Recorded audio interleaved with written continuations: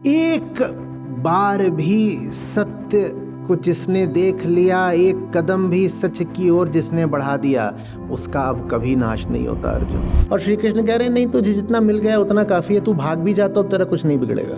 सब उलट पलट गया। भागने वाले की रक्षा ऐसे हो जाती है कि सच बड़ी खतरनाक चीज होता है। जिसको उसका जरा भी स्वाद मिल गया, वो अब किसी भी और जगह सिर्फ तड़पता है। अपने सारे अधूरेपन के साथ भी सच इतना पूरा है कि दुनिया भर के झूठ पर भारी पड़ता है। दुनिया भर की गंदगी के नीचे भी अगर हीरा दब जाए तो भी उसका मूल्य नहीं कम हो जाता। झूठ को बहुत सारा दोहराव चाहिए और सच जिद्दी होता है। झूठ के हर तरह के दोहराव के बावजूद वो दब तो सकता है, घिर तो सकता है, आच्छादित हो सकता है, लेकिन दुख भी उसी का है।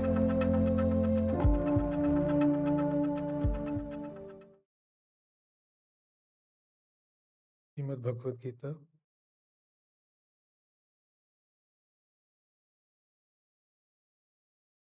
छठा अध्याय 38वें श्लोक तक हमने बात करी थी। 38वें के बाद आज हमारा ध्यान 40वें पर रहेगा और इन दोनों के मध्य स्थित है अर्जुन का प्रश्न।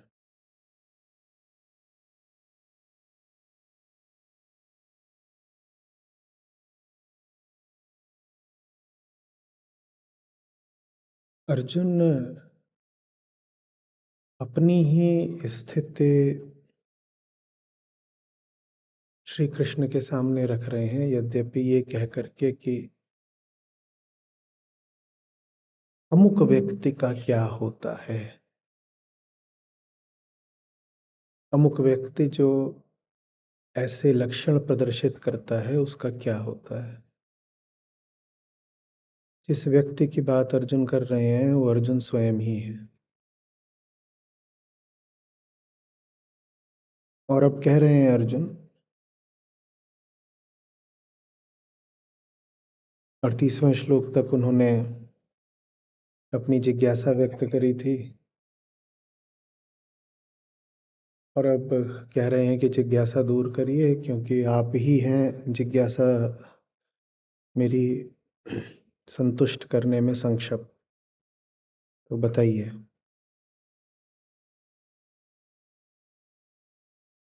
कौन है वो व्यक्ति जिसके संबंध में जिज्ञासा है अर्जुन की। कह रहे हैं वो व्यक्ति जिसको सत्य दिख तो गया,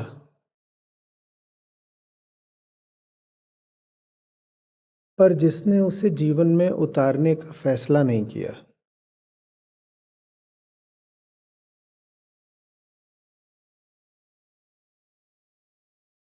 जिसके सामने तथ्य प्रकट हो गए, बाहरी भीतरी,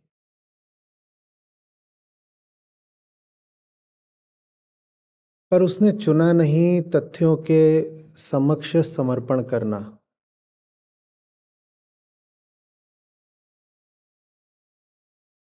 तो अर्जुन ने कहा था कि क्या ऐसा व्यक्ति फटे बादल के समान ही नष्ट नहीं हो जाता।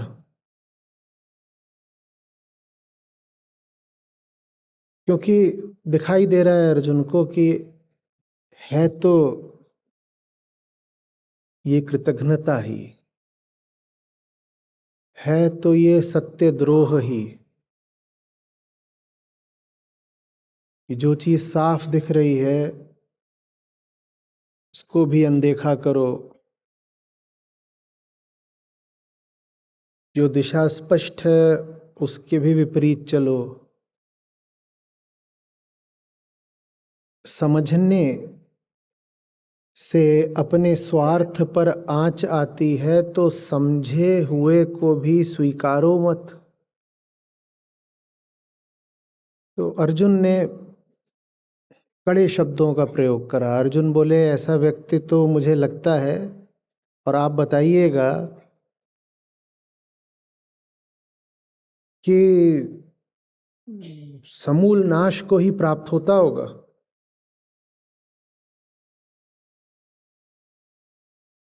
श्री कृष्ण का उत्तर थोड़ा चौंकाने वाला है।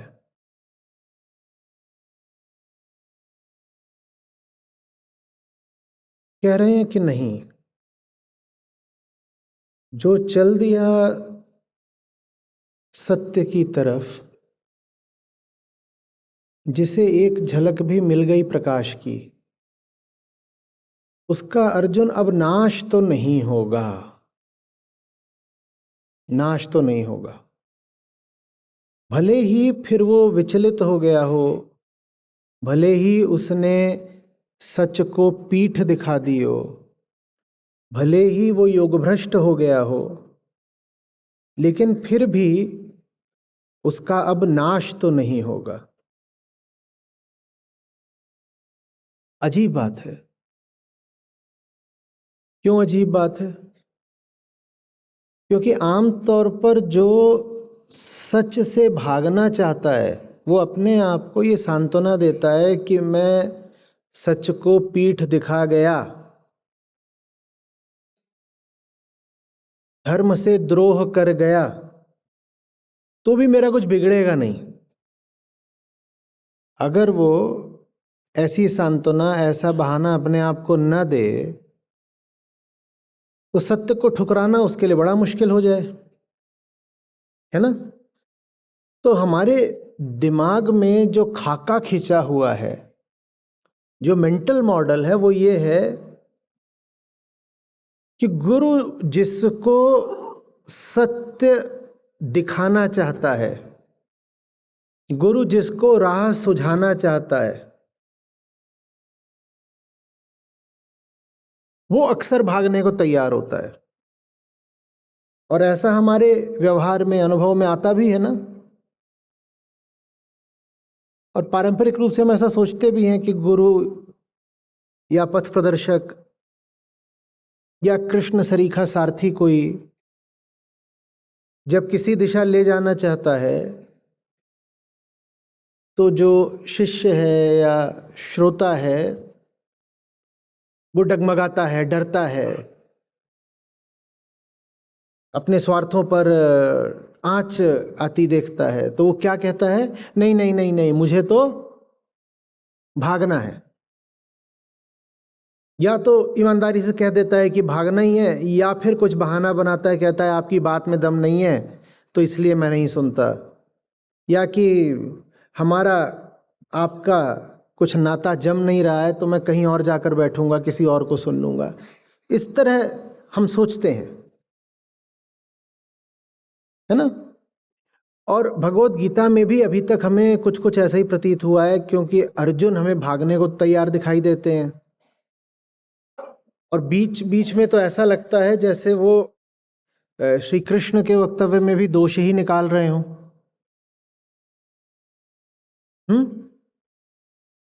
और दूसरी तरफ कृष्ण ऐसा प्रतीत होता है जैसे अर्जुन को युद्ध में रत करने को आतुर हो, भाग रहे हैं अर्जुन और अर्जुन को रोकने को तत्पर है कृष्ण, ऐसा ही प्रतीत होता है ना। तो अभी जो प्रकरण चल रहा है उसमें किरदार पलटेंगे और गजब पलटेंगे। एकदम रोचक होने जा रही है गीता। यद्यपि ये जो रोचक प्रकरण है, प्रसंग है, जब आप इसका पारंपरिक लोक धार्मिक अनुवाद पढ़ते हैं तो उसमें वो रोचकता विलुप्त हो जाती है। जो बात है गहरी, जीवनगत, अस्तित्वगत, मनोवैज्ञानिक, उस बात को पारलौकिक पराभौतिक बना करके उस बात की धार कुंद कर दी जाती है। पर हम नहीं कुंद करेंगे। हम श्री कृष्ण की धार के समक्ष सर झुकाएंगे और कहेंगे अब तुझे हमारे साथ जो करना है कर ले। सत्य की धार है भाई, सर भी अगर हमारा ले जाना चाहती है तो ले जाए। ठीक है, तो हम यथासंभव ईमानदारी के साथ समझेंगे कि यहां पर हो क्या रहा है। तो हमने आज तक ये देखा है दुनिया में, और यहां तक कि 6ठे अध्याय से पहले गीता में भी, कि गुरु पीछे पीछे भाग रहा है और शिष्य बहाने बना रहा है, रुकने को राजी नहीं है, सुनने को समझने को तैयार नहीं है। ऐसा ही है ना, ऐसा ही है, यही हमने देखा है, यही अनुभव में आता है। संस्था भी फोन करती है तो 5 बार में से 1 बार उठाया जाता है, यही आता है ना अनुभव में। मजा तब आता है जब पासा पलटता है, जब रोल रिवर्सल होता है। अब अर्जुन को कुछ बात प्रकाशित हो रही है, कौंध रही है, तो अर्जुन कह रहे हैं, अब कृष्ण नहीं, अर्जुन कह रहे हैं अब कि माधव, निस्संदेह बहुत बुरा हाल होता होगा ना उनका, जिनके सामने सच खड़ा हो गया था फिर भी भाग गए। कहीं उनको शरण नहीं मिलती होगी ना,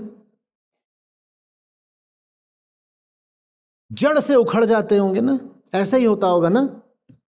अब ये बात आमतौर पर कौन बोलता है, धमकी की तरह लगभग?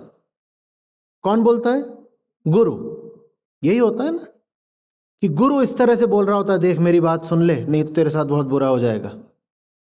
यही होता है ना। और यहां पर बाजी पलट गई है। अब वो बात कौन बोल रहा है 38वें 37वें श्लोक में? अभी शिष्य बोल रहा है। तो अर्जुन कह रहे हैं, वही अर्जुन जो अभी 1-2 अध्याय पहले तक श्री कृष्ण से कह रहे थे कि अरे मुझे भ्रम में, संशय में क्यों डाल रहे हो, कहाँ ये तुम कर्म का मार्ग बता रहे हो, खुद ही तो बोल रहे थे ज्ञान श्रेष्ठ है, तो ज्ञान दे दिया ना, ले लिया मैंने ज्ञान, अब मुझे जाने दो। इन्हीं शब्दों में अर्जुन ने कहा था, मुझे भ्रमित मत करो। वही अर्जुन जो श्री कृष्ण पर लगभग आरोप सा लगा रहे थे कि ये सब बातें जो तुम बोल रहे हो मुझे भ्रमित करती हैं, वही अर्जुन अब खुद कह रहे हैं कि एक क्षण आता है ईमानदारी का, कई बार बेईमानी इधर उधर देख रही होती है तो ईमानदारी को एक क्षण का मौका मिल जाता है। वैसे ही कोई क्षण आया है।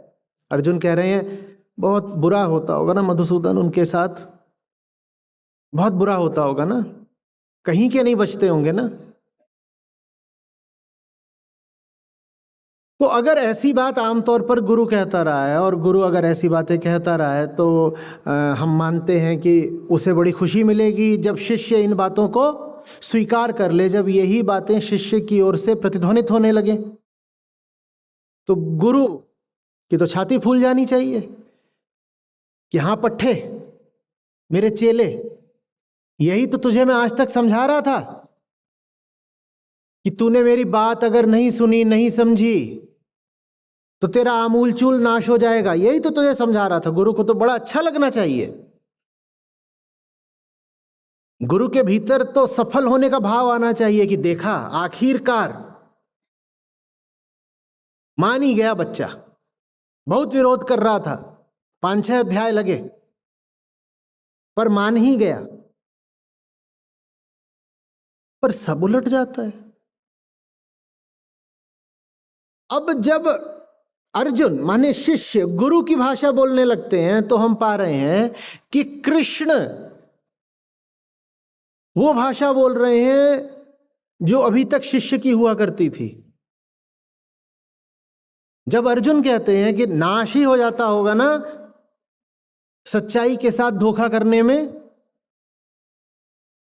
तो कृष्ण कहते हैं एक बार भी सत्य को जिसने देख लिया, एक कदम भी सच की ओर जिसने बढ़ा दिया, उसका अब कभी नाश नहीं होता अर्जुन। तो अगर एक कदम ही पर्याप्त होता है, तो एक कदम तो अर्जुन कब का उठा चुके हैं। एक कदम तो अर्जुन ने उसी समय उठा लिया था जब उन्होंने सम्मति दी थी कि सुनूंगा कृष्ण को, भाग नहीं जाऊंगा रथ से उतरकर। तो एक कदम तो उन्होंने तब भी उठा लिया था। तो अगर इतना उदार होना ही था कृष्ण को, इतनी ढील, इतनी छूट देनी ही थी कृष्ण को, तो पहले ही अध्याय में दे लेते। अभी क्या कह रहे हैं कृष्ण? कृष्ण कह रहे हैं नहीं, सुनिए आप उनके वचन। कह रहे हैं पार्थ, जो कभी बढ़े थे सच की ओर, एक झलक भी मिल गई जिनको प्रकाश की, और फिर भले ही उन्होंने मुंह फेर लिया और पीठ दिखा दी और दूर भाग गए, उनका विनाश इस उस किसी लोक में नहीं होता। ऐसा व्यक्ति जो कल्याण धर्मा हुआ दुर्गति को प्राप्त हो ही नहीं सकता। और यह मुक्त पुरुष की बात नहीं हो रही है, यह बात किसकी हो रही है? जिसने एक बार भी आंख भर के सच को देख लिया, जिसने जिंदगी का छोटे से छोटा हिस्सा भी सत्य की संगति में गुजार दिया। कृष्ण कह रहे हैं उसका भी नाश नहीं होगा, अभी नहीं, यही नहीं, कहीं भी नहीं होगा। और अगर यही बात है तो फिर तो तर्क उठता है कि अर्जुन को रिहा कर देना चाहिए था पहले ही अध्याय में, क्योंकि अगर एक कदम से ही बात बन जाती है तो एक कदम तो अर्जुन पहले ही उठा चुके हैं, एक क्या कई कदम उठा चुके हैं। तो अर्जुन को तो, और अर्जुन भी विस्मित हो गए होंगे। अर्जुन की अपेक्षा क्या रही होगी कि जब अर्जुन बोलेंगे कि कृष्ण बर्बाद हो जाता है ना ऐसा आदमी, तो अर्जुन की अपेक्षा क्या रही होगी? कृष्ण क्या बोलेंगे? हाँ बेटा एकदम बर्बाद हो जाता है, तू जितना सोच रहा है उससे ज्यादा बर्बाद हो जाता है, यही अपेक्षा रही होगी अर्जुन की। पर वो फिर गुरु किस काम का जो चेले की उम्मीदों पर खरा उतरे।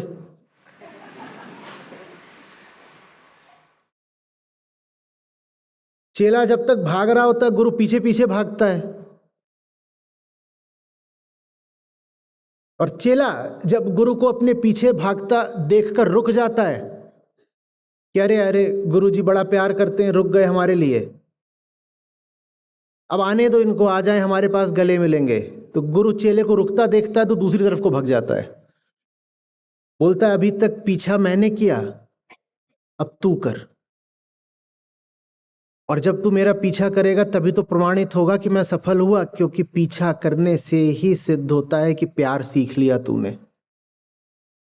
अभी तक वो प्रेम बस मेरे पास था, मैं तेरे पीछे आता था, अब तू रुका है तो दिखा ना कि तू भी मेरे पीछे आ सकता है। अब मैं भागूंगा और पकड़ में नहीं आऊंगा, कर पीछा, नहीं आऊंगा पकड़ में। अजीब बात, शिष्य ने सोचा होगा कि गुरु पुलकित हो जाएगा कि मेरे लिए रुक गया मेरा लाडला, और जाएगा और बिल्कुल बाहों में भर लेगा गुरु। गुरु का कुछ नहीं, रुक गया तो अब मैं भाग रहा हूं। कृष्ण बोलते नहीं, कुछ नहीं बिगड़ता, कुछ भी नहीं बिगड़ता अर्जुन, चिंता मत करो। जिन्होंने एक बात भी सुन ली मेरी, जिन्होंने एक श्लोक भी समझ लिया गीता का, उसके बाद वो भटक जाएं, भ्रष्ट हो जाएं, तो भी उनका कुछ नहीं बिगड़ता। ये कैसी बात हो गई? कुछ नहीं बिगड़ता, कैसे नहीं बिगड़ सकता?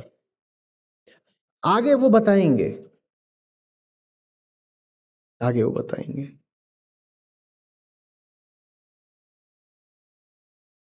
बिगड़ता इसलिए नहीं है क्योंकि रक्षा हो जाती है, और रक्षा बड़े विचित्र तरीके से हो जाती है। जो एक बार सच्चाई की संगति में रह लिया और फिर भाग गया, रक्षा हो जाती है उसकी। जो सच के साथ है उसकी रक्षा हो जाएगी। ये बात तो हमें सहज ही लगती है ना, हम बोल भी देते हैं धर्मो रक्षति रक्षिता, ठीक है। तो ये बात तो हमें अजीब बिल्कुल लगेगी ही नहीं। कोई कहे कि मैं तो सदा संतों की संगति करता हूं, ग्रंथों के साथ रहा हूं, ज्ञानियों के साथ बैठा हूं, तो ये बात आपको बिल्कुल साधारण लगेगी कि जीवन उसकी रक्षा आप कर रहा है, लगेगी ना। भाई तू इतना बढ़िया आदमी है तो तेरी रक्षा हो रही है। लेकिन अजीब पहेली आज खड़ी हो गई है, जो सच को पीठ दिखाकर भाग गया है उसकी रक्षा क्यों हो रही है? कृष्ण क्यों कह रहे हैं कि उसकी भी दुर्गति नहीं हो सकती जो सच को पीठ दिखाकर भाग गया है? ऐसा क्यों होगा? क्यों होगा?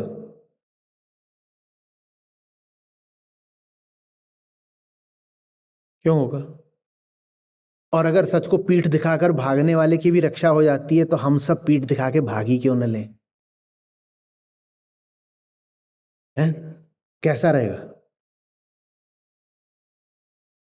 पहली बात तो रक्षा होती कैसे है?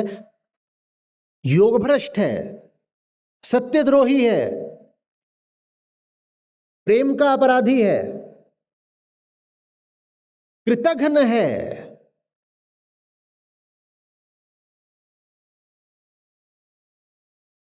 उसके बाद भी उसकी रक्षा हो जाती है। कैसे हो जाती है बताइए ना? वो तो भाग गया, उसकी रक्षा कैसे हो जाएगी? और दूसरी बात, अगर इन भगोड़ों की भी रक्षा हो जाती है तो हम सब ही क्यों ना भाग जाएं? ये तो ऐसा लग रहा है कि जैसे अब अर्जुन कह रहे हैं कि नहीं नहीं मुझे सत्य चाहिए, और श्री कृष्ण कह रहे हैं नहीं तुझे जितना मिल गया उतना काफी है, तू भाग भी जा तो अब तेरा कुछ नहीं बिगड़ेगा। सब उलट पलट गया।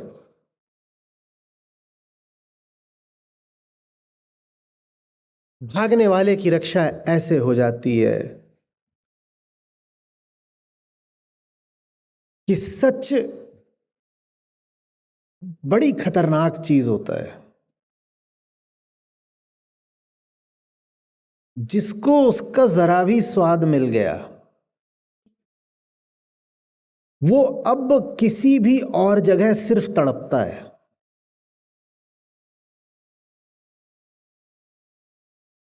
आ रही है बात समझ में? भागेगा तो कहीं तो जाएगा, जहां भी जाएगा वहीं पछताएगा, जहां भी जाएगा वहीं छटपटाएगा, क्योंकि नित्य है सत्य। स्मृति की चीज नहीं है। स्मृति की चीज होती तो भूल जाती। वो स्मृति की चीज नहीं है, वो स्मृति को मिटाने वाली चीज है। वो स्मृति के आधार को ही साफ कर देने वाली चीज है। अनुभव होता सत्य का तो सब अनुभवों पर वक्त की धूल चढ़ जाती है, अनुभव दब जाता। पर सच अनुभव भी नहीं है। सिद्धांत होता सच तो किसी तर्क से काट दिया जाता, पर सिद्धांत भी नहीं है, वो तो बस है। वो चैन है, वो इश्क है, वो है जिसके लिए धड़कन है। उसको बहुत मेहनत करके भुलाया था। करोड़ों सालों के जैविक संस्कार लगे हैं सच को दबाने में। गहरी भौतिक साजिश करी हमने किसी कदर कि उसको भुला दें।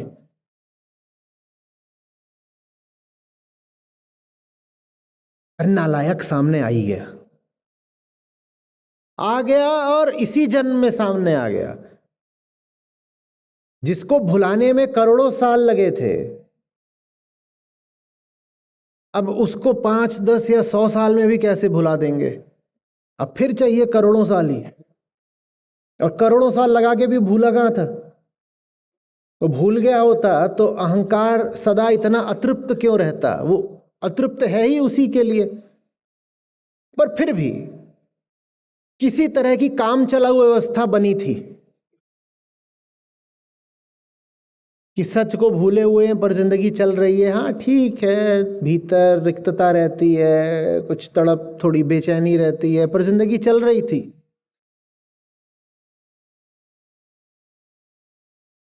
लेकिन कम वक्त आ गया सामने।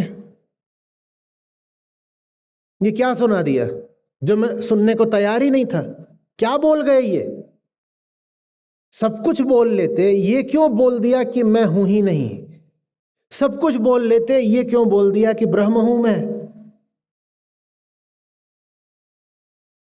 कुछ भी और मुझे बता जाते, ये क्यों कह दिया कि मुक्ति ही स्वभाव है और कोई भी बंधन आखिरी नहीं हो सकता? क्यों बता दिया? जिसने सुन ली ये बात एक बार, बर्बाद हो गया, वो कहीं का नहीं बचा। अब वो लाख जतन कर ले,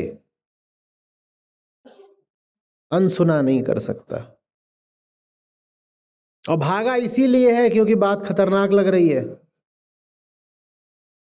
भागा इसीलिए है क्योंकि बात आंशिक रूप से समझ में आ रही है।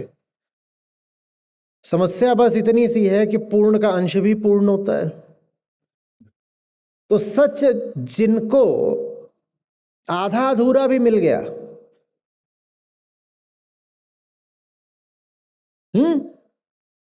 कहते हैं ना ऊंट के मुंह में जीरा, उतना भी मिल गया तो उपनिषद क्या बता गए हैं कि पूर्ण से पूर्ण को निकाल दो तो भी पूर्ण ही शेष बचता है।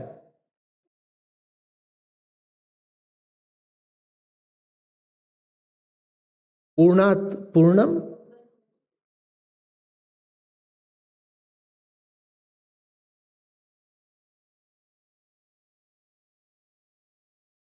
अपने सारे अधूरेपन के साथ भी सच इतना पूरा है कि दुनिया भर के झूठ पर भारी पड़ता है।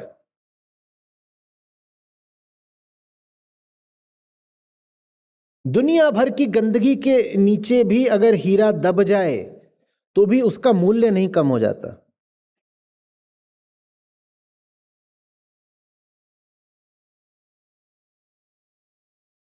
आ रही बात समझ में? सच सजा है, उससे दूर दूर ही रहना चाहिए। अब समझ में आ रहा होगा कि क्यों लोग सच से वैसे ही भागते हैं जैसे मौत से भागा जाता है। क्योंकि सच सजा है, और ऐसी सजा है कि एक बार मिल गई तो फिर छूटती नहीं है।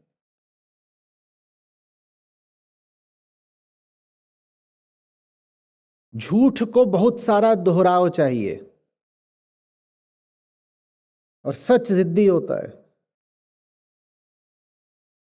झूठ के हर तरह के दोहराव के बावजूद वो दब तो सकता है, घिर तो सकता है, आच्छादित हो सकता है,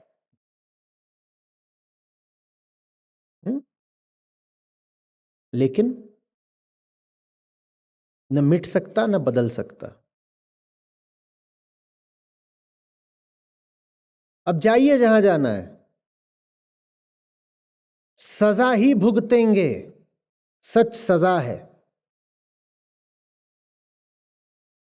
लेकिन यह सजा आपकी रक्षा कर देगी। ऐसे होती है रक्षा उनकी जो योग भ्रष्ट हो जाते हैं। उनकी रक्षा होती है उनकी सजा में। वो अपनी ओर से अब बहुत जगह पर जाएंगे, बसना चाहेंगे, साधारण खोखला जीवन बिताना चाहेंगे, लेकिन जैसे भूत पीछे पड़ गया हो। लोक धर्म में चलता है ना, भूत पीछे पड़ गया हो, सच भूत है।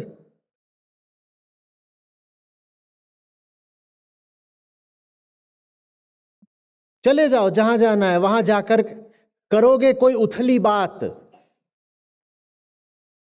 भीतर से कुछ आ जाएगा याद। उस उथली बात में तुम उतर ही इसीलिए रहे थे कि मजा आए, और मजा आने से पहले सच आ जाएगा। चिढ़ जाओगे, कहोगे ये बात क्यों याद आ जाती है, पर वो याद आ जाएगा, उसका काम है। वो कोई एक स्मृति होता तो आप उसको परे ढकेल देते। वो एक स्मृति नहीं है, वो सब स्मृतियों का आधार है।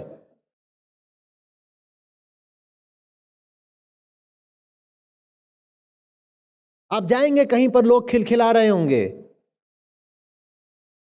लेकिन आप अद्वैत सत्य को स्पर्श करके आए हैं। भले ही भागे हैं, पर स्पर्श एक बार कर चुके हैं। और जिसने अद्वैत को एक बार स्पर्श कर लिया, उसको दिख जाएगा कि जितने हंस रहे हैं अभी, ये भो भो करके रोएंगे। द्वैत का नियम है भाई, जितनी जोर से हाहा कर रहा है उतनी जोर से हाहाकार भी करेगा।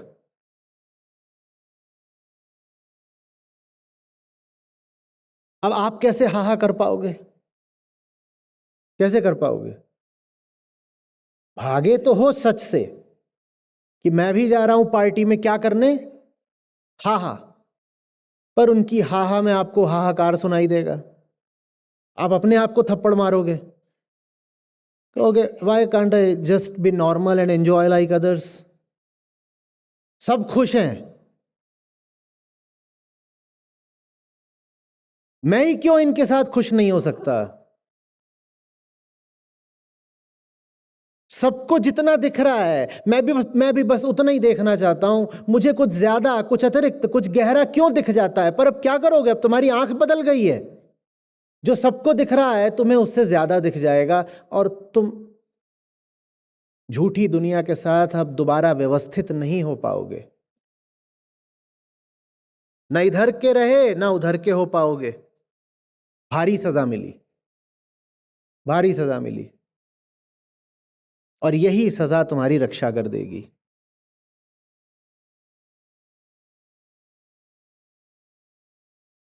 बात आ रही है समझ में? सत्य ऐसा ही होता है। वो जब सजा भी देता है तो उस सजा में भी प्रेम होता है, वो सजा भी रक्षा कर जाती है।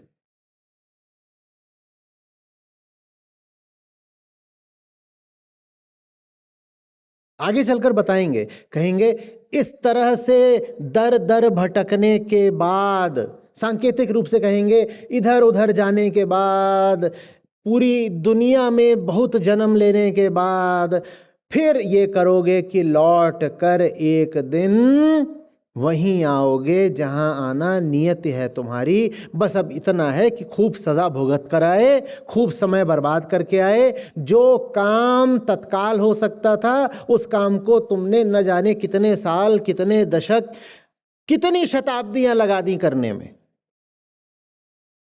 लेकिन रक्षा तुम्हारी फिर भी हो गई। कहो क्यों? क्योंकि वापस तो आ ही गए ना। तो सच वापस तो खींच ही लेगा।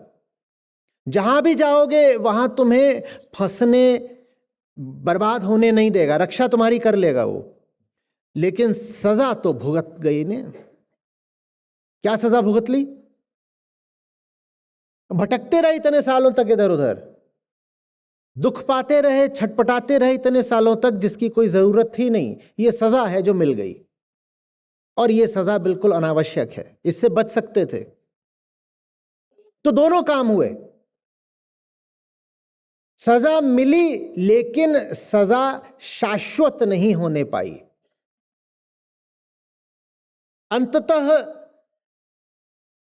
जब सब दरवाजों पर ठोकर खा ली, जब सब विषयों से लात खा ली, तो लौट करके तो वहीं आए जहां आना चाहिए था। तो बच गए, हो गई रक्षा। लेकिन दर्द बेवजह झेला, सजा बेवजह भुगती। तो दुनिया में ऐसे नहीं होते दो तरह के लोग, कि एक जो सच के साथ हैं और दूसरे जो सच के खिलाफ हैं। दुनिया में दो तरह के लोग ऐसे होते हैं कि एक जो सच के पास जल्दी से आ जाते हैं, और दूसरे जो दुनिया भर से लात खाने के बाद आते हैं। आना तो तुम्हें वहां पड़ेगा ही, क्योंकि नियति है उसका नाम। नियति अपार होती है, दुर्निवार होती है, टाली नहीं जा सकती, निर्विकल्प होती है। नियति माने वो अंत जहां तुम्हें पहुंचना ही है। शारीरिक रूप से नहीं, वहां तो शमशान पहुंचना है, मानसिक रूप से। नियति माने वो अंत जहां अहंकार को पहुंचना ही पहुंचना है। तो पहुंचना तो तुम्हें वहां है ही। प्रश्न ये नहीं है कि पहुंचोगे या नहीं पहुंचोगे, प्रश्न ये है कि इतनी समझदारी है कि पहुंच ही जाओ, सर झुका दो और कहो कि जिस चीज को टाला नहीं जा सकता उससे संघर्ष क्यों करना। या उदंडता दिखा लो, मूर्खता दिखा लो, योग भ्रष्ट हो जाओ, मुक्ति की ओर बढ़ते अपने कदमों को बांध लो और वापस मोड़ दो, और जाओ जमाने भर की और शताब्दियों की ठोकरें खाओ, और फिर अपना सा मुंह लेकर के, चोट खाए, खून बहाते, फिर आओ कि हो गया, अब आ गई बात समझ में, अब आ गई बात समझ में।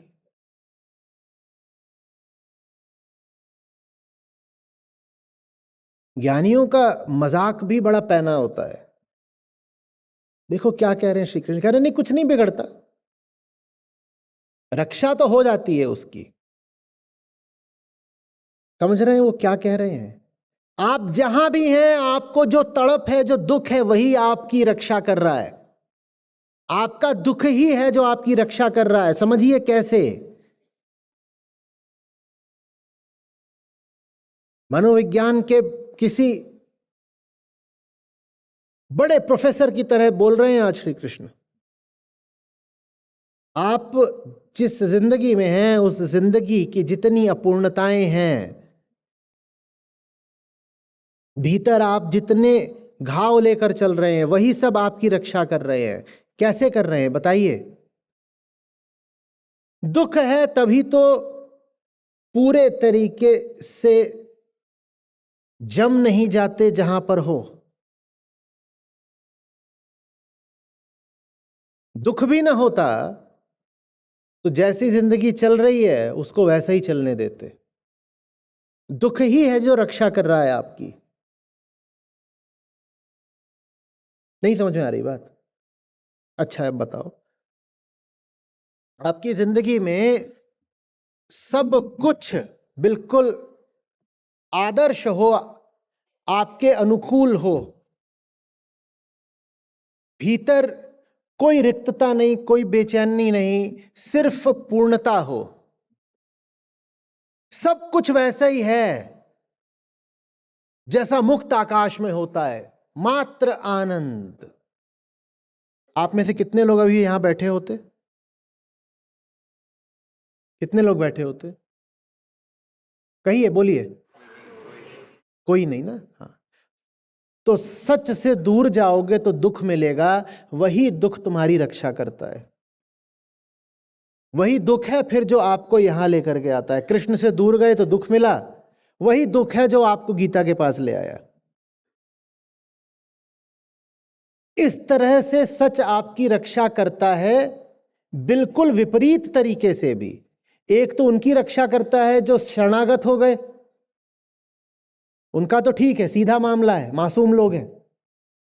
जो दूर हो गए, सच उनकी भी रक्षा करता है। कैसे? उन्हें दुख देकर, उन्हें सजा देकर। कहता है इनको इतना दुख दो कि ये जहां है वहां बस ना जाए, सेटल ना हो जाए। इनको इतना दुख दो कि इनको रात में नींद ना आए। इनके पास सब कुछ हो जाए, रुपया, पैसा, इज्जत सब हो जाए, उसके बाद भी एक तड़प बची रहे दिमाग में, एक विचित्र अचिन्हा सा तनाव बना रहे।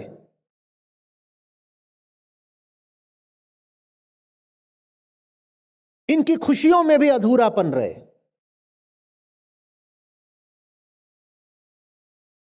जो ये पाना चाहते हैं उसको पालें तो इसके बाद ये और चिंता में आ जाएं कि मिल तो गया है, अब छिनेगा कब, इसे बांध कर कैसे रखूं। सच ऐसे करता है आपकी रक्षा।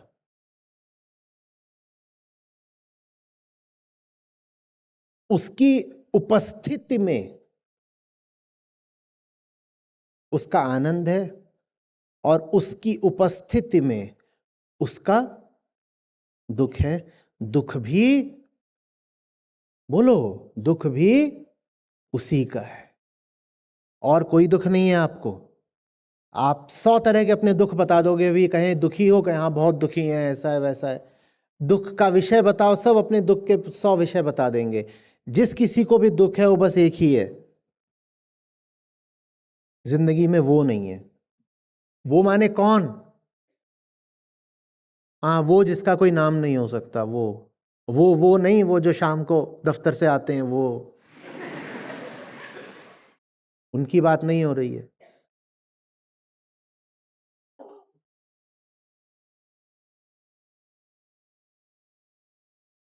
आप अपने दुखों को नाम 1000 दे दीजिए, लेकिन आपको दुख उसका है जिसका कोई नाम नहीं होता, और वो जब तक नहीं होगा जीवन में तब तक दुख बना ही रहेगा।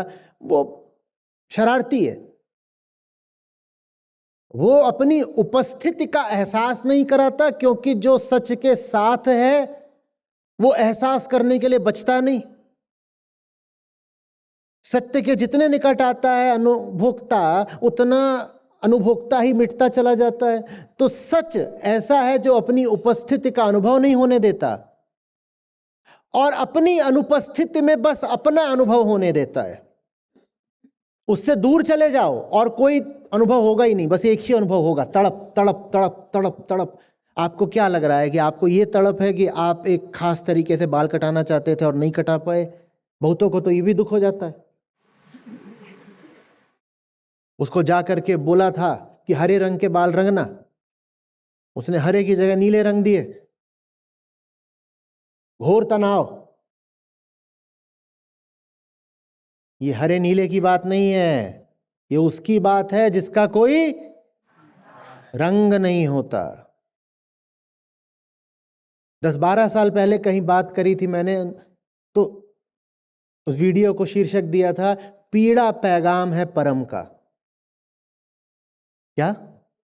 पीड़ा पैगाम है परम का। जो आपको दुख भी मिल रहा है ना, ये दुख भी उसी का है, परम का ही दुख है, किसी और का दुख नहीं है। चूंकि वो किसी और का दुख नहीं है, इसीलिए किसी और के मिटाए मिटेगा भी नहीं। आप कर लो लाख कोशिश, हरा जूता, नीले बाल, लाल टोपा, कर लो, आजमा लो जो आजमाना है।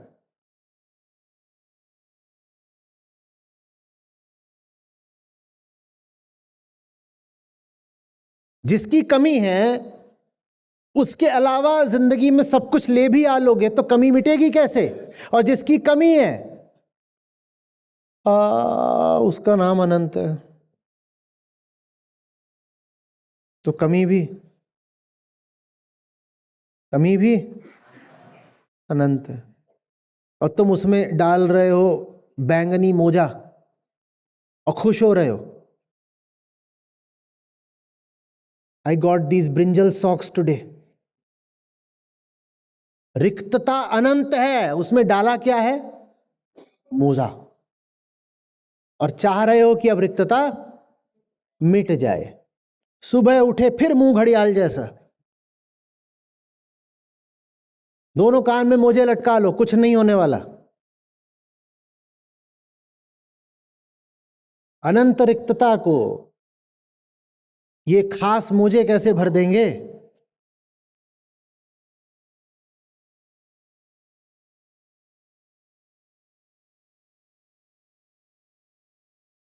इसीलिए कृष्ण का जो चित्रण हुआ है परंपरा में, वो एक मायने में सटीक भी है। एक और तो गीताकार जैसे ज्ञानी, और दूसरी ओर उनकी मुरली और उनकी शरारत। कैसे? जाओ, कहां जाओगे? जाओ जाओ, कहां जाओगे? जाओ, कहां जाओगे? तुम्हारा हमारा जो रिश्ता है उसकी एक ही सही, उचित, मुनासिब जगह हो सकती है। वो ये है कि तुम आओ और बिल्कुल हमारे भीतर बैठ जाओ, तुम्हारे लिए और कोई जगह ही नहीं है। साजन हम तुम एक हैं, बोलो कहन सुनन में दोए। लेकिन ये साजन की सजनी ये मानते ही नहीं है।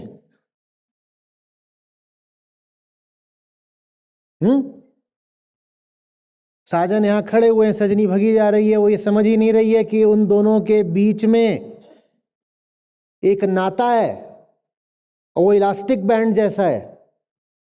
वो जितनी दूर जाएगी तनाव उतना बढ़ेगा। आपके जीवन में भी जितना तनाव है वो बस ये बताता है कि आप सच से कितनी दूर जा चुके हो। एक स्प्रिंग होती है, उसमें टेंशन जब हम नापते हैं तो उसका एक बड़ा सरल सा लेकिन बड़ा सांकेतिक सूत्र होता है। हम कहते हैं F is equal to minus k x.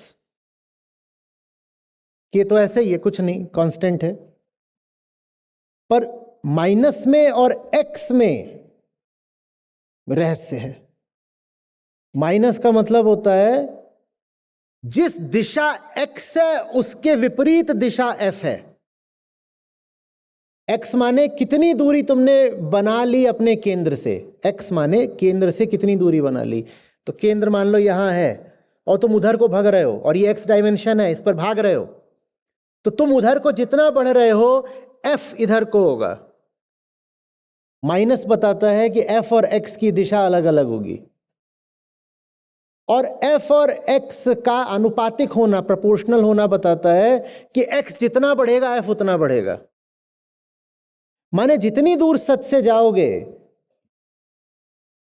भीतर जो रिक्तता है, जो तलाश है, जो सूनापन है, वो उतना बढ़ेगा, उतना। लेकिन उस सूनेपन का मर्म समझने की तुम्हारी क्षमता जितनी दूर चले गए हो उतनी ही कम होती जाएगी। बताओ क्यों? क्योंकि सच ही प्रकाश है, प्रकाश से दूर हो गए हो तो कुछ दिखेगा कैसे? तो अब कोई निकल गया, यहां था और यहां से उठ के उतनी दूर चला गया, दरवाजे तक पहुंच गया, बहुत दूर निकल गया सच से, तो इससे क्या होगा? दो तीन बातें आप बताइए। पहली बात तो वो दूर निकल गया, वो उधर को जा रहा है, तो उसको वापस खींचने वाला बल किधर को होगा? अगर वो उधर को जा रहा है तो बल किधर को लगेगा? इधर को लगेगा। दूसरी बात, वो इतनी दूर निकल गया है तो उसकी अब तड़प भी कितनी होगी? बहुत ज्यादा हो गई होगी। और तीसरी बात, वो उस तड़प को बिल्कुल समझ नहीं पा रहा होगा, क्योंकि समझ पाने की क्षमता भी सत्य की निकटता ही देती है। उसे नहीं समझ में आ रहा होगा, वो उतनी दूर निकल गया है, उसकी तड़प बहुत बढ़ गई होगी और उसे बिल्कुल नहीं समझ में आ रहा होगा कि वो इतना बेचैन क्यों है।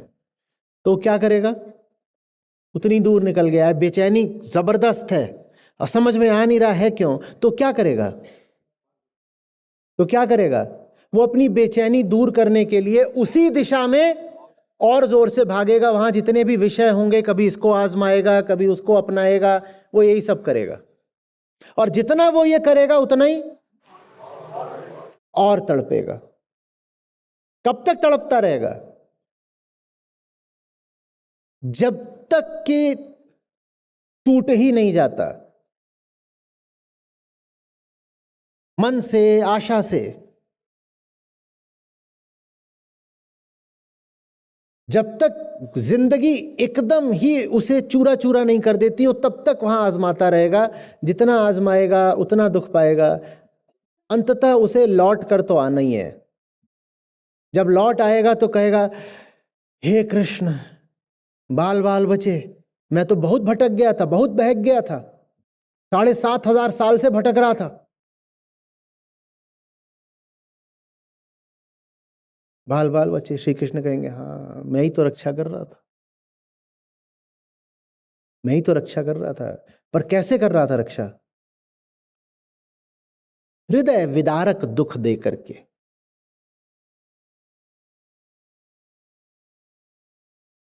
आप सोचिए ना, जिसके पेट पर एक पट्टा बंधा हो, इलास्टिक, और उसका एक छोर यहां से बंधा हो, उसकी तो हस्ती ही फट रही होगी, जैसे दो फाड़ हो रहे होंगे उसकी जिंदगी के।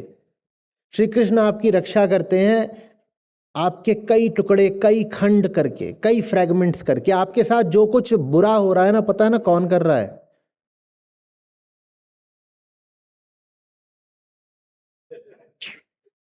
ऐसे ही वो थोड़ी बोलते हैं मम माया, माया मेरी है। आप दोष माया को देते हो और माया कहती मैं निर्दोष मासूम, मैंने क्या किया है, मेरा मालिक तो सच है। उसको ब्रह्म बोलो, मौन बोलो, कृष्ण बोलो।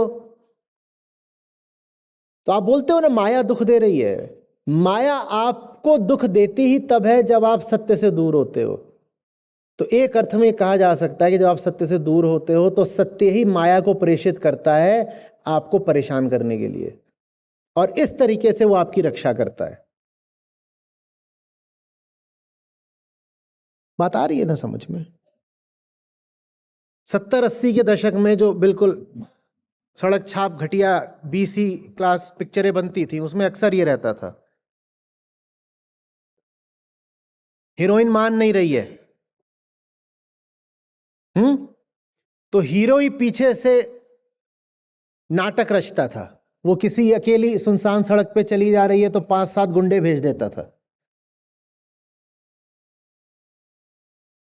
कहता था दुख पैदा तो हो पहले, बिना दुख के ही आएगी ही नहीं, समझेगी ही नहीं कि साजन हम तो एक हैं।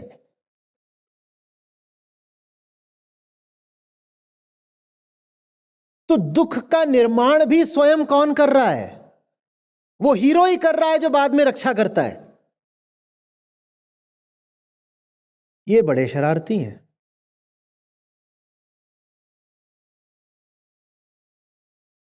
आपके ऊपर जितनी आफतें आ रही हैं समझ लीजिए किसने भेजी हैं, लेकिन इतना पक्का है कि किसी आफत को आपका बहुत ज्यादा नुकसान करने नहीं देंगे, क्योंकि सारी आफतों के मालिक और भेजी भी उन्होंने आफतें हैं। वहां दूर से बैठ के देख रहे हैं, कह रहे हाँ तो भी थोड़ा और परेशान करो। हाँ, नहीं बहुत बनती है, कितना भी समझाओ सुनती ही नहीं है, थोड़ा और परेशान करो अभी इसको। और फिर जब देखते हैं कि रोई पड़ी तो पेड़ से कूदते हैं रजनीकांत की तरह, और इसको 2 लगाए उसको 2 लगाए, और फिर वो आ जाती है, आजा।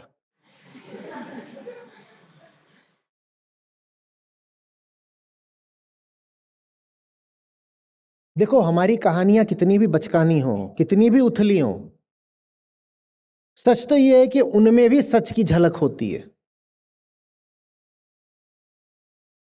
ये पूरा जगत ही प्रतीक मात्र है, संकेत मात्र है। जो कुछ हो रहा हो उसको अहम, आत्मा, प्रकृति, इन 3 किरदारों के खेल के रूप में हमेशा देखा जा सकता है।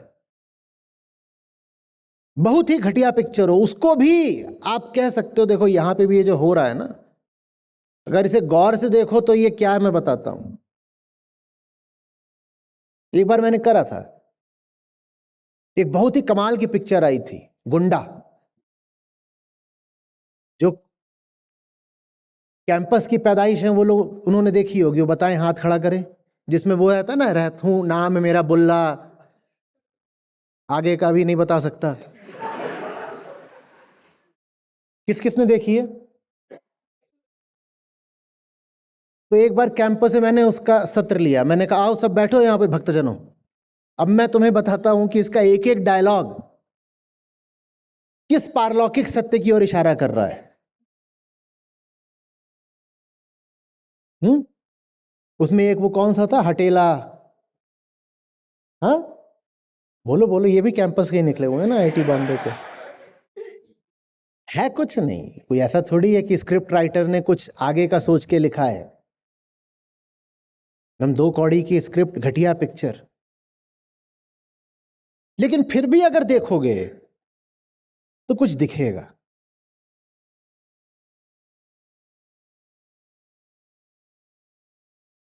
आसानी हो जाती है ना, किसी और की स्क्रिप्ट हो तो उसे घटिया कहने में, और हमारी जिंदगी की स्क्रिप्ट हो और हम ही उसमें एक किरदार हो तो घटिया कहना बड़ा मुश्किल हो जाता है। पर हमारी जिंदगी भी किसी C क्लास मूवी की स्क्रिप्ट से कुछ हटकर हो तो बता दीजिए, है कुछ नया हो रहा है, कुछ ऊंचा हो रहा है। हम में से कितने ऐसे लोग हैं जिनकी जिंदगानी पर अगर मूवी बनाई जाए तो उसको ऑस्कर मिले? वो कोई तो बताइए। मैं तो कहीं से नहीं, मेरी और ये इल्जाम मत लगाया करिए, नहीं है ना। हमारे जीवन में ऐसा कुछ भी नहीं जिसमें उदात्तता हो, उड़ान हो।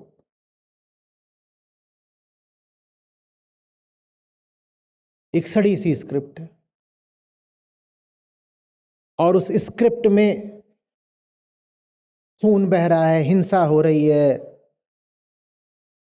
हीरोइन को छेड़ा जा रहा है, दुख ही दुख है, सर कट रहे हैं, गाड़ियां लड़ रही हैं, घरों में बम लगाकर विस्फोट किए जा, सब चल रहा है ना, दुख ही दुख है।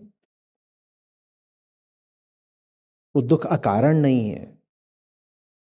आपको जो दुख मिल रहा है ना, जिस भी तरह का दुख, हताशा, तनाव, अकेलापन, और आज के समय में डिप्रेशन, एंजाइटी, ये सब, वो सब चिट्ठियां हैं। कोई है जो अपनी भाषा में आपको कुछ समझाना चाह रहा है।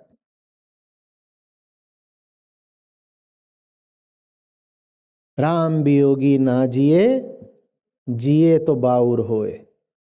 आपका अभाग ये है कि आप जी गए। आपका माने, खुद से भी बात कर रहा हूं।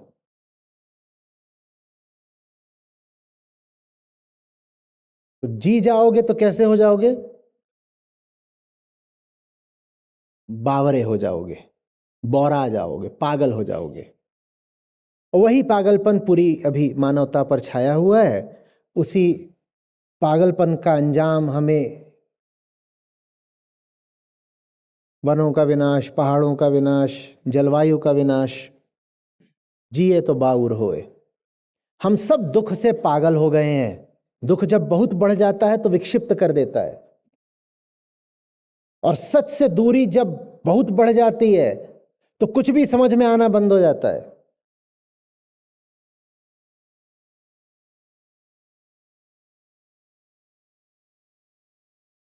अब प्रगाढ़ दुख के इस क्षण में मानवता को तय करना है कि वो क्या करे। दुख तो दिया ही जा रहा है रक्षा के लिए,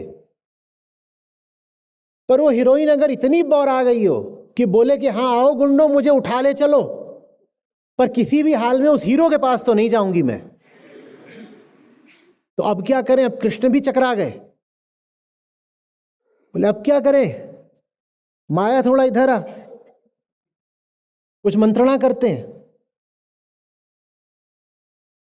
हीरोइन माने क्या? मानवता ये पूरी ये कह रही है कि गुंडों तुम भी बेहतर हो सच्चाई से। 100 तरह का दुख हमें मंजूर है, हमारी पूरी चीरफाड़ हो जाए हमें स्वीकार है, हम बर्बाद हो जाए हमें सब स्वीकार है। इन 5 गुंडों उनसे कह रही मैं तुम्हारी द्रौपदी बन लूंगी, पर कृष्ण के पास नहीं जाऊंगी। ये ह्यूमैनिटी का हाल है अभी। पृथ्वी जला लेंगे, जिंदगी जला लेंगे,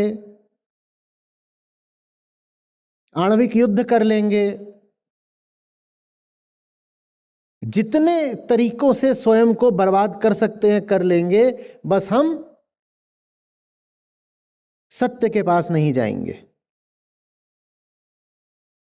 और नहीं जाओगे तो जिए तो बाउर हो, पागल ही हो जाओगे, और क्या करोगे? गलत जगह पहुंच गए हम। ऐसा लग रहा है जैसे रक्षा करने में कृष्ण की भी सीमा है, जैसे रक्षा करने में कृष्ण की भी एक मान्यता थी, एक एजम्पशन था। क्या? कि हीरोइन इतनी पागल तो नहीं है कि जब गुंडे उसे सताने आए तो गुंडों को ही चुन ले। कृष्ण भी एक धारणा पर काम कर रहे थे। धारणा ये थी कि कुछ तो होश बचा होगा, कुछ तो चेतना बची होगी, कुछ तो समझ बची होगी। पर आज हम जिसको होमोसेपियंस कहते हैं, जिसको मानवता कहते हैं, वो कह रही है 100 गुंडे नहीं 100 जानवर आ जाएं, 100 विपदाएं आ जाएं, सब मंजूर है। बिखर जाना मंजूर है, पददलित हो जाना मंजूर है, बर्बाद हो जाना मंजूर है, सत्य नहीं मंजूर है, ग्रंथ नहीं मंजूर है।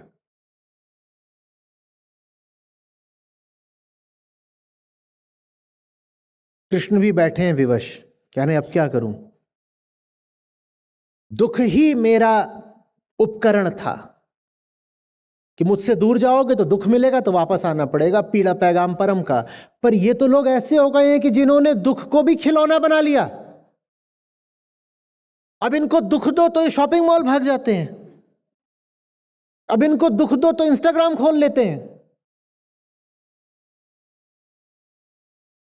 अब इनको दुख दो तो अपने आंसुओं की रील बना लेते हैं और वायरल हो जाते हैं। दुख भी कंटेंट बन गया।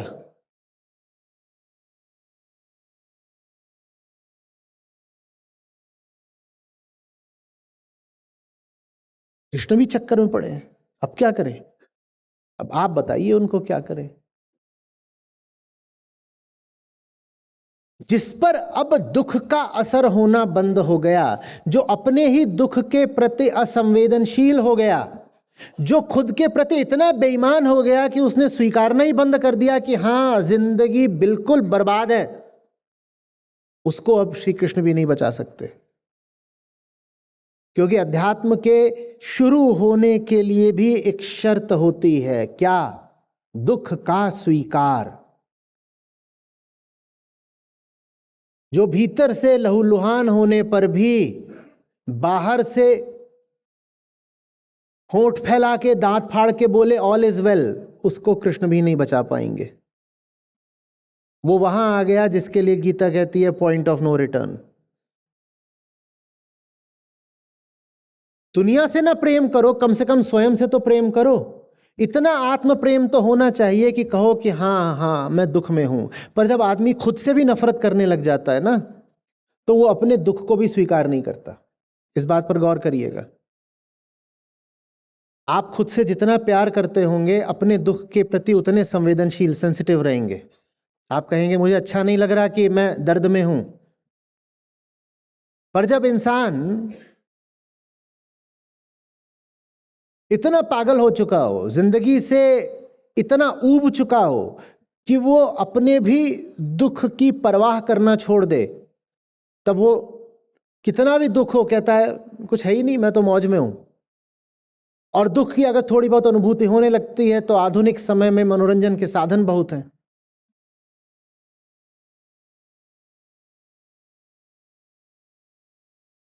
जिस रूप में श्रीमद् भगवद गीता है वो शायद उनके लिए लिखी गई थी जिन लोगों में थोड़ी तो सत्यनिष्ठा बाकी थी, थोड़ी तो मासूमियत बाकी थी।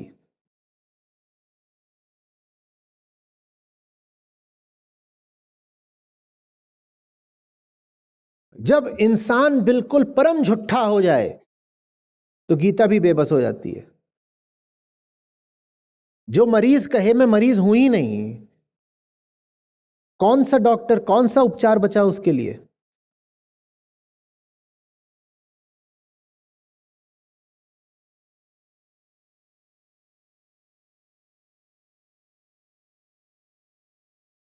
बात आ रही है समझ में?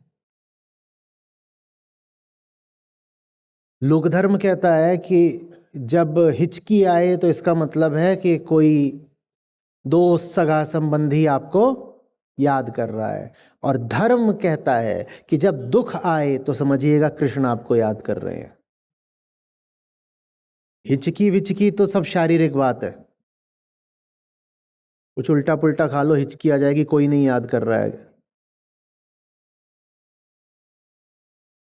पर असली बात यह है कि जब दुख आए तो माने कोई है जो पुकार रहा है पीछे से कि बहुत हो गया, वापस आ जा।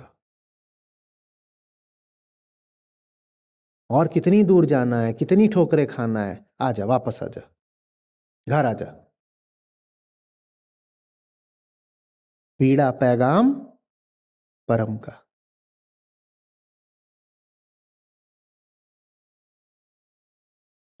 अब वापस तो आना ही है। या तो सीधे आ जाओ या पूरे ब्रह्मांड का चक्कर काट कर आ जाओ। ये इस पर निर्भर करता है कि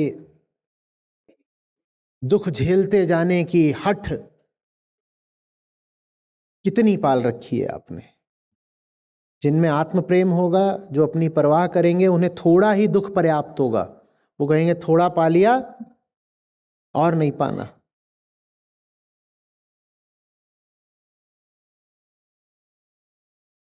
और जो बिल्कुल बेशर्म, मोटी चपड़ी के, उत्तर में कहते हैं लतखोर, वो कहते हैं हम जिंदगी में निकले हैं लात खाने के लिए और पीटते जाओ, सुधरेंगे नहीं। कृष्ण कहते हैं ठीक है, फिर तुम्हें तब तक पीटते रहेंगे जब तक तुम सुधर ही ना जाओ।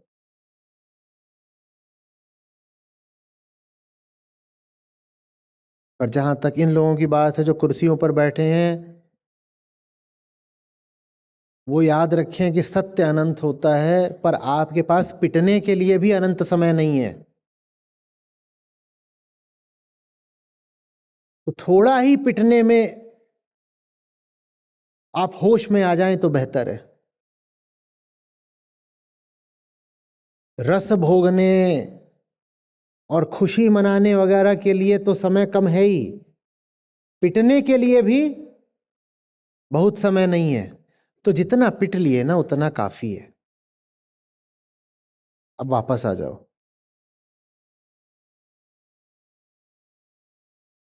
और कितना पिटना है?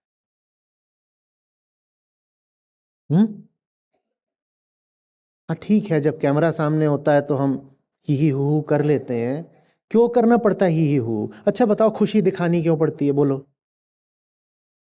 कैमरे के सामने खुशी दिखानी क्यों पड़ती है? ये जब देखो तब बोलते रहते हैं चीज बोलो, ये बोलो, पता नहीं क्या क्या बोलते। अरे भाई वीगन है लोग, चीज बुलवा रहा है तो उनसे कुछ और खोज ले।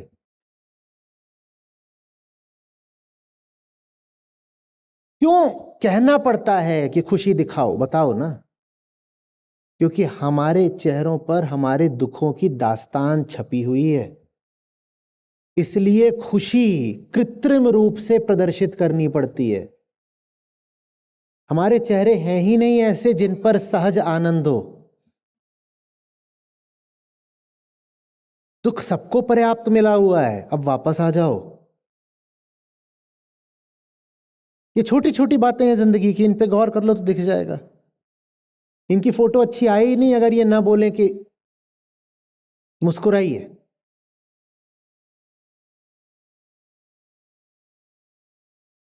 हमारे लखनऊ में तो बोलते हैं मुस्कुराइए कि आप लखनऊ में हैं। तो मैंने कहा लखनऊ अगर मुस्कुराने लायक होगा तो मुस्कुराहट अपने आप आ गई होती, तुम्हें बताना थोड़ी पड़ता। और तुम्हें बताना पड़ रहा है, इससे यही जाहिर होता है कि मुस्कुराने की कोई वाजिब वजह है नहीं यहां। तो तुम्हें अलग से एक पोस्टर दिखाना पड़ रहा है, नारा लगवाना पड़ रहा है, मुस्कुराओ मुस्कुराओ।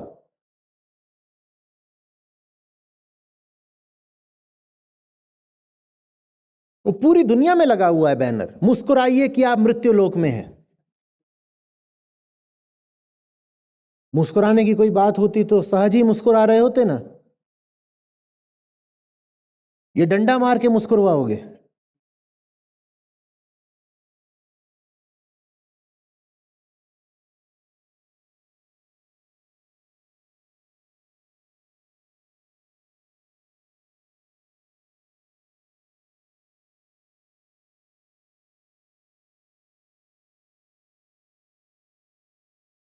कैमरा लेके उधर भाग गए। सारा खेल खराब कर रहे हैं, आज कुछ नहीं हो सकता।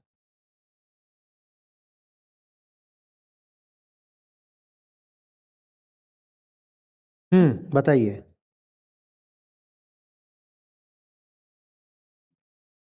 कृष्ण की बात को धमकी की तरह ले लीजिए। आप का बड़ा दुर्दिन था जिस दिन आप गीता के पास आए। आपका बड़ा अभाग कि आपके कानों में गीता के श्लोक पड़ गए, क्योंकि अब आपसे जगत के खोखले शब्द बर्दाश्त नहीं होंगे, भले ही आप भाग जाएं गीता से दूर। हाँ, गलत हो गया आपके साथ। ये ऐसी बीमारी लगा दी है आपको अब कृष्ण ने जिसका कोई इलाज नहीं हो सकता।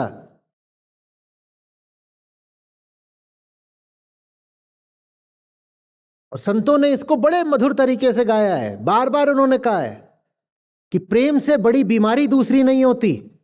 और ये बन के आया था आशिक, पर निकला कसाई, मार ही दिया इसने। इसने जो प्रेम दिया है हमें, ये प्रेम हमें अब जीने ही नहीं दे रहा। कसाई तो फिर भी एक बार में काट देता है, इसने तो पूरी जिंदगी हमारी तड़प से भर दी है।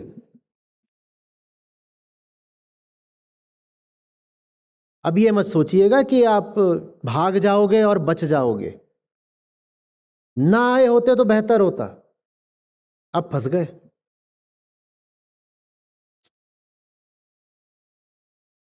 अब क्या करें? अब कुछ नहीं हो सकता। अब तो दूर जाओगे तो माइनस के एक्स लगेगा। इससे अच्छा, इससे अच्छा